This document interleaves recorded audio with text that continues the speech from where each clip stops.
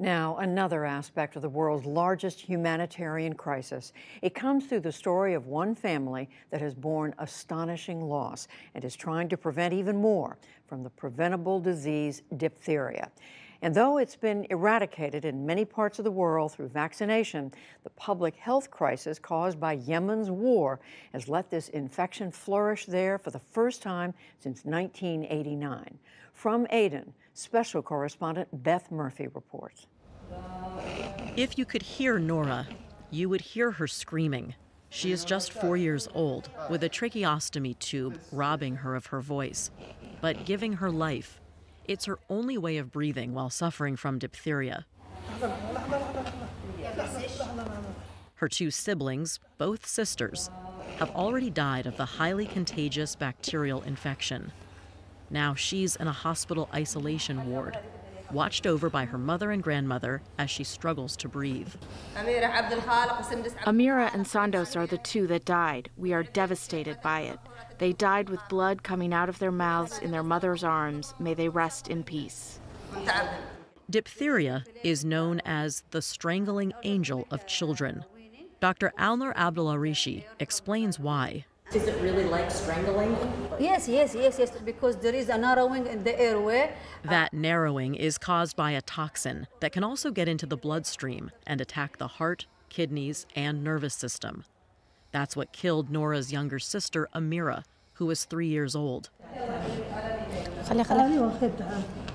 Ali Masood Muhammad is the nurse who was with her in the ambulance when she died. Suddenly, she was having seizures and screaming and started convulsing. She was sleeping and then she woke up screaming. This wasn't normal, so I tried to get her to rest. It was cardiac arrest, so I started CPR. I kept performing CPR until 4:30 a.m. I handed the body to the father. I said, "Here is your daughter. I did the best I could and did everything I was able to do and left the rest to God." Nora's older sister, Sandos, did not survive the surgery to insert a tracheostomy tube in her throat. I am working here 26 years as a pediatric doctor. I don't facing diphtheria during whole my work, only last year.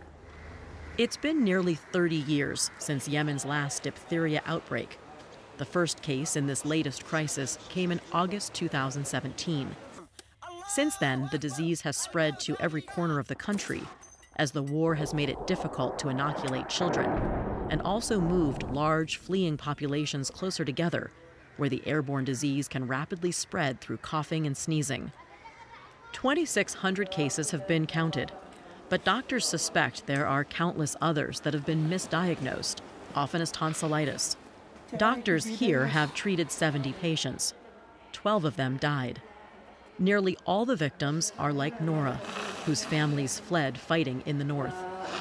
Across Yemen, the healthcare system has collapsed, and there are severe shortages of vaccines, medicines, equipment, and of staff to use it all.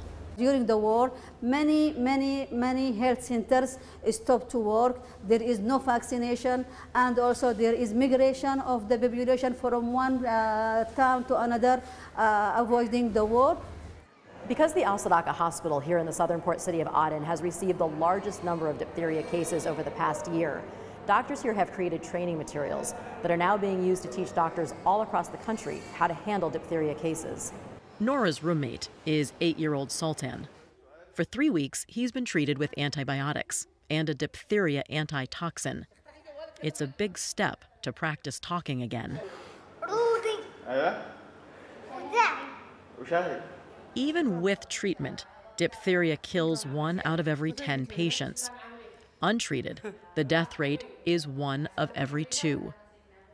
With 2 of their 3 children already gone, Nora's family is doing everything they can to keep her alive. It was traumatic. What could we have done? We didn't know anything about this disease. No cure, nothing.